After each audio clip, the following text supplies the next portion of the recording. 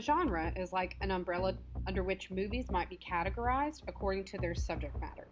There are many subgenres, which we'll talk about later, but most film scholars agree that the major genres are drama, comedy, musical, detective, western, action, sci fi, and, of course, horror.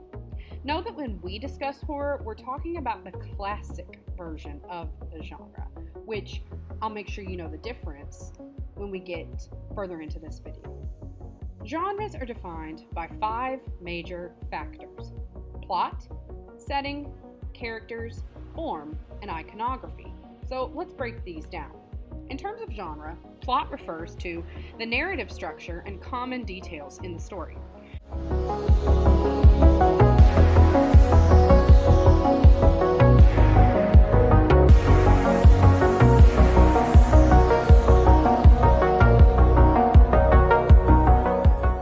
There are 2 major types of narrative structure: order and conflict, which is your standard story, and episodic, which is when a film consists of multiple mini-narratives. 3 recent examples of this are The Ballad of Buster Scruggs, Isle of Dogs, and even the Peanuts movie. Common plot elements include the order and conflict structure, heavy use of suspense and dread, a level of mystery that is eventually revealed, the presence of deaths or threats of death, a strong attachment to either fate or chance, a clear source of blame for the events in the film, an exploitation of major societal fears, and finally, the eventual triumph of good over evil. Setting refers to the common locations, times, or even landscapes in a genre. For westerns, this would be the Wild West and deserts. For horror, though, there is a wider variety. From the early Gothic films of the genre that focused on castles or haunted mansions to suburban homes in the 21st century, horror genre settings have always been isolated, typically set at night, often set in the fall or winter season. These settings allow the characters in the film to be at their most vulnerable, which is why horror films have largely stuck to the same setting convention since the 1920s.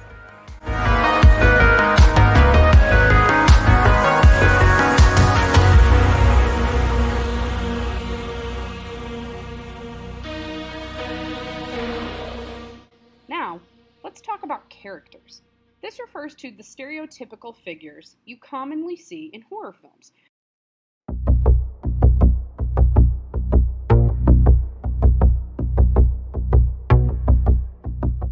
First, the misunderstood.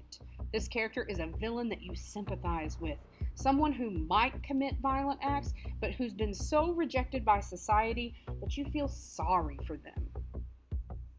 Next, you have the mad scientist, usually depicted as a man whose experiments reveal his lust for ultimate power, with often disastrous and violent results.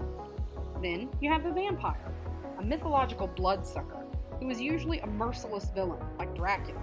In the past decade, however, vampires have shifted to sympathetic, depressed types, like Edward Cullen. Here, we have the creepy kid, any child who seems to know more than they should, or seems sinister, like Damien from The Omen, plays against audiences' expectations of what kids are supposed to be like, which makes them extremely frightening. From demons to ghosts, the spirit character is almost always purely evil, even more than any other horror villain. Usually, they're trying to exact revenge or wreak havoc on the lives of the humans, and that's their main goal. Next, we have a positive character, the hero. While early horror films positioned men in heroic roles, horror is defined by its use of the final girl, a special, morally virtuous, intelligent, and often good-looking young woman who makes it to the end, defeating the odds and solving the film's crisis. Going back to the dark side, we have the creature, a mutant monster, a giant reptile, or an extraterrestrial, all fit into this category. Most often, these villains are depicted as driven by pure instinct, having no concept of humanity. The witch is another classic horror villain. Most of the time, witches are shown to be dangerous women who play with black magic to satisfy their selfish desires.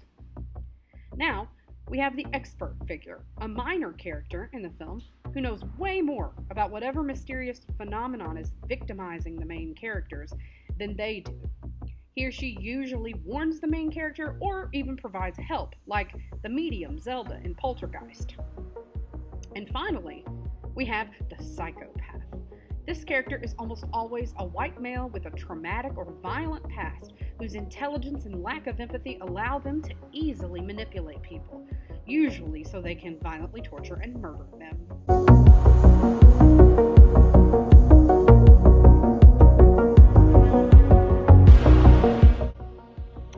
Form can mean a few different things. It includes shot types and angles that are common within a genre, but it also means style, which we'll talk about soon. The first of these is the handheld. This became popular after the found footage subgenre took off at the turn of the century, but even before, horror films often contained moments in which the camera moved freely within a scene in order to maximize the feeling of dread.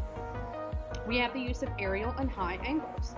If you remember from our cinematography video, these angles can either show the subjects as powerless and vulnerable, or they can give the viewer a sense of being God. Either way, these angles allow the audience to be removed from the actions of the film, which helps them feel less threatened while watching the horrific events unfolding on the screen. The close-up is most common in horror because it highlights emotion, and since fear is a major part of the genre, it's only natural that close-ups would feature prominently in horror films. Similarly, the over-the-shoulder shot is vulnerable for the subject being filmed. Most often, this shot in a horror film is used when the villain is about to attack someone on screen. Now, we shift gears to style. German Expressionism in the post-World War I era basically created horror movies. Expressionist films rely on creating a strong sense of atmospheric dread and chaos, usually to mirror the psychological process of fear. Many horror films still use this expressionist feature. Next, we have the canted angle, which of course is common in horror films because it is used to present the world off balance. If you see a canted angle in a movie, it means that there is something wrong, either with the character or what is going on around the character. A direct product of expressionism, chiaroscuro lighting just means a sharp contrast between black and white. This lighting creates a sense of something being unreal, which only adds to the atmosphere. Iconography refers to the common objects, symbols, or motifs in a particular genre. There are many in horror films, but we're going to focus on these.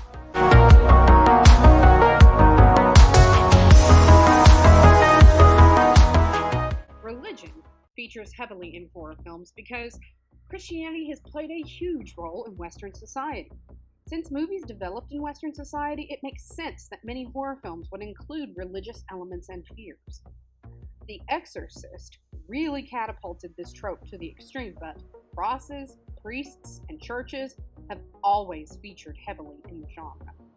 The uncanny refers to depicting something that looks normal as something distinctly abnormal. So an alien disguised as a normal person, a killer disguised as a little boy, or even a cute dog that is actually a mutant vampire all create fear because it makes us question our assumptions. There are many weapons common in horror movies, but none as pervasive as the knife. More personal and violent than a gun, easier to find than a chainsaw. The knife is the ultimate killer's weapon in horror movies. Another common icon in horror is the presence of disaster. These range from natural catastrophes to animals gone crazy to apocalyptic events. This capitalizes on our fear of the natural world we live in. Now, let's talk about a tricky topic. The presence of sexuality has always featured heavily in horror films. Vampires use sexual seduction to lure unsuspecting victims. Promiscuous teens in slasher flicks are always killed. Sexuality is almost always associated with villains in films, a testament to America's Puritan legacy that demonizes sex. Despite being the opposite of the religious symbol, the occult plays on those same fears. Pagan rituals and symbols are almost always associated with Satan or evil. Saving the absolute worst for last, the grotesque refers to anything that might make you feel queasy. Gross visuals activate our repulsion, and while that's not quite the same as fear, it makes us just as uncomfortable. Yes, the girl in the third gift is sniffing a piece of raw chicken as if it's the tastiest food she's ever seen. Hope you don't have a weak stomach.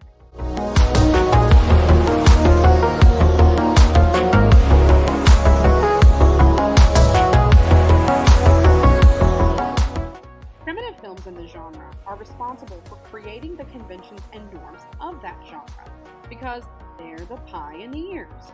So let's take a look at F.W. Murnau's silent masterpiece, Nosferatu, as a case study. Inspired by the Gothic novel Dracula by Bram Stoker and European legends about mythic bloodsuckers, Nosferatu is largely considered the first vampire film. The villain, Count Orlok, is depicted as completely different from his human victims. This is called othering, a process in which something is distinguished as firmly not one of us. You might notice his exaggerated facial features, which are rooted in anti-Semitic stereotypes, and extreme height, for example. As a result, Orlok played on societal fears in post-World War II Germany about ethnic minorities and foreigners, in addition to the deteriorating economic conditions in the country that left Germans more vulnerable. The film's strength is its building sense of dread and atmosphere of unease, and while many modern audiences find Orlok himself laughable, the character legitimately terrified audiences of the time. In fact, the actor who played Orlok, Max Schreck, was rumored to be an actual vampire because his performance scared viewers that much with its authenticity. A true example of German expressionism, Nosferatu is widely regarded as the pinnacle of early horror films, and its legacy is still alive in the genre today.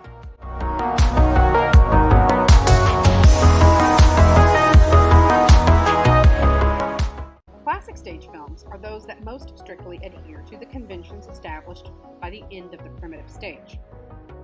A prime example of the classic horror film is George Wagner's The Wolfman, a Universal Pictures monster movie that launched another successful franchise of subsequent werewolf films.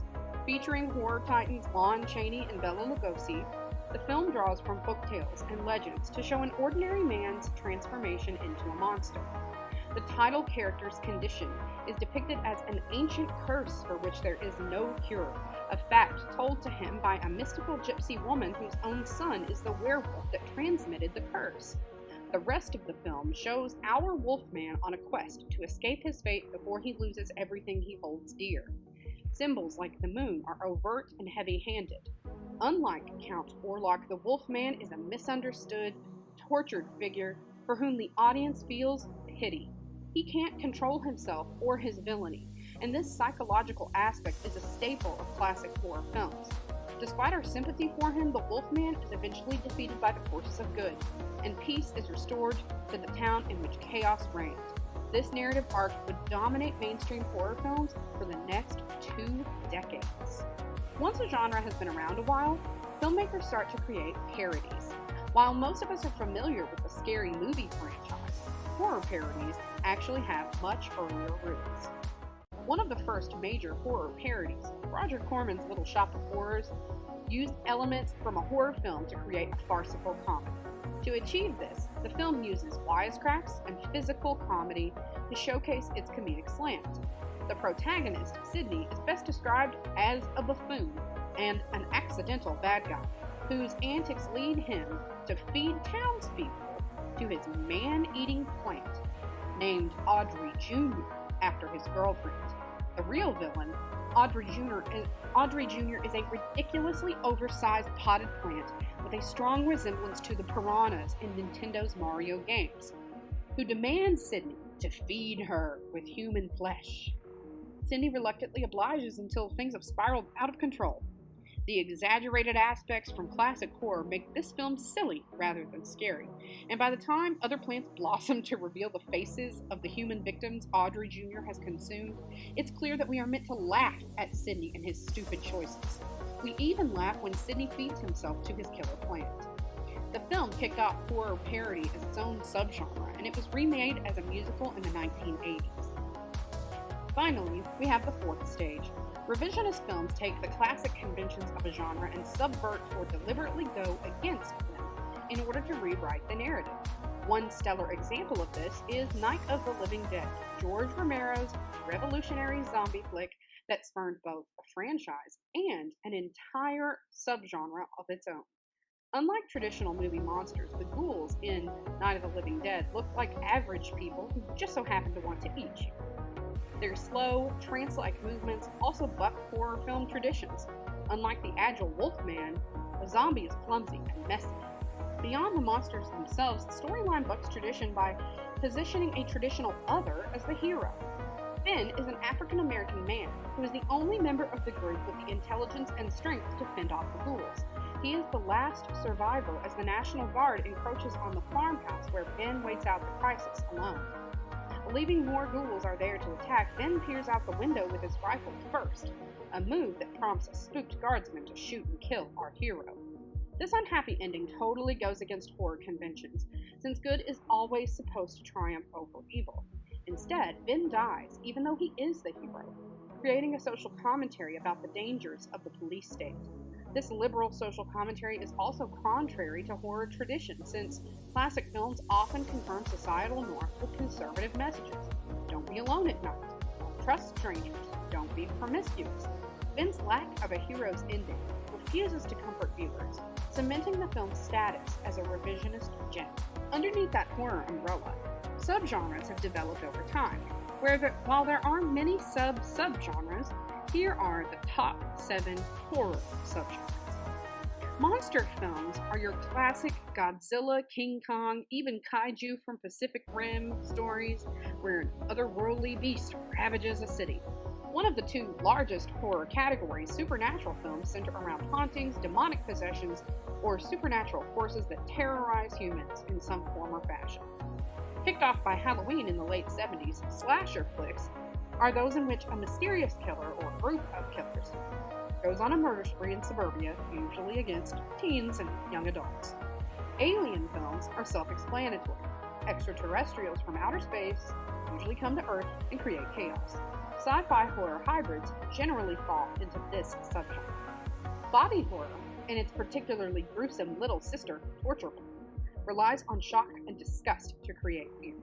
Cannibalism, monstrous transformations, and extreme gore are all part of the body horror subgenre. Thrillers are often called psychological horror, and they revolve around realistic villains involved in some kind of criminal plot.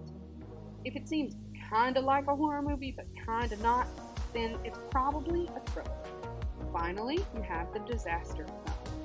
Pretty much all zombie films of the past 20 years fall into this subgenre. Our last vocabulary word for the day, hybridization, describes the process in which filmmakers use elements from various genres and blend them together in one film. To further explain this process, let's take a look at Christopher Wendick Friend's The Neon Demon, one of the most bizarre and unsettling horror hybrids of the last 5 years. The film follows a young, aspiring model who moves to Los Angeles with dreams of becoming a star, but the film takes on the trappings of horror soon after she arrives. At only 16, the main character is naive and inexperienced, and the film is a kind of coming-of-age story as it shows her transform into one of the cutthroat, perfection-obsessed models with whom she competes. At the same time, the film satirizes the fashion and beauty industries, pointing out its unrealistic standards and the harm it causes women and girls. Another hybrid aspect is the use of gross-out body horror. I can't spill all the details, but it involves cannibalism. But besides this body horror, the film uses supernatural, surrealist sequences to show the main character's descent into madness, or climb to success depending on your perspective. All of these elements make this an experimental film, less focused on narrative, and more focused on evoking feeling, an expressionist tendency that harkens back to the primitive stages of the genre. Most of all, the film leaves events completely unresolved, something that horror movies generally don't do. Unless, of course, there's a sequel in the works. And that's all I have for you today. Make sure you paid attention to the zombie hands that I keyed for you at various points in this video. And don't forget to attach this notebook on Friday, not